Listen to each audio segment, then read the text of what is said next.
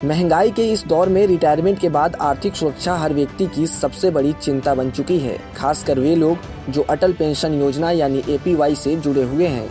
उनके मन में एक ही सवाल बार बार उठ रहा है कि क्या सरकार अब पेंशन की राशि बढ़ाएगी।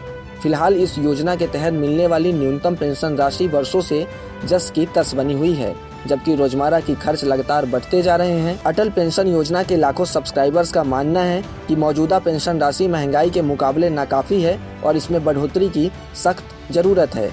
इस बीच सरकार ने कल ही इस योजना की टाइमलाइन को 2030 से 31 के वित्तीय वर्ष तक बढ़ा दिया है, जिससे सब्सक्राइबर्स की उम्मीदें और भी बढ़ गई है। ऐसे में चलिए जानते हैं कि क्या सरकार इस बार अमाउंट बढ़ाकर सब्सक्राइबर्स को फायदा देगी या नहीं।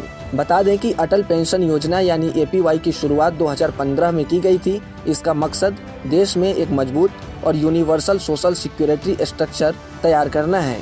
इस योजना के तहत सब्सक्राइबर्स को 1000 रुपये से लेकर 5000 रुपये तक की न्यूनतम गारंटीड मंथली पेंशन मिलती है। चुनी गई पेंशन अमाउंट और सब्सक्राइबर की उम्र के आधार पर मंथली योगदान 42 रुपये से लेकर 1454 रुपये तक तय किया जाता है। सरकारी आंकड़ों के मुताबिक 30 नवंबर 2025 तक अटल पेंशन योजना में कुल 8,45,17,419 लोग जुड़ चुके हैं। यह संख्या करीब 8.4 करोड़ बैठती है। यह योजना की व्यापक पहुंच और लोगों के भरोसे को दिखाती है।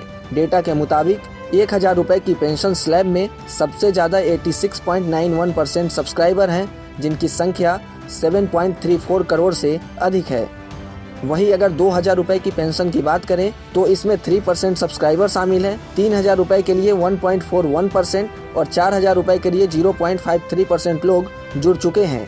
वहीं 5000 रुपये की अधिकतम पेंशन स्लैब में 8.15% यानी करीब 68.7 लाख सब्सक्राइबर शामिल हैं। सरकार के मुताबिक अटल पेंशन योजना खास तौर पर गरीब, वंचित और असंगठित क्षेत्र में कामगारों को ध्यान में रखकर शुरू की गई थी। इसका मुख्य उद्देश्य बुढ़ापे में आर्थिक सुरक्षा देना है, ताकि रिटायरमेंट के बाद भी लोगों को एक तय और भरोसेमंद पेंशन मिलती रहे।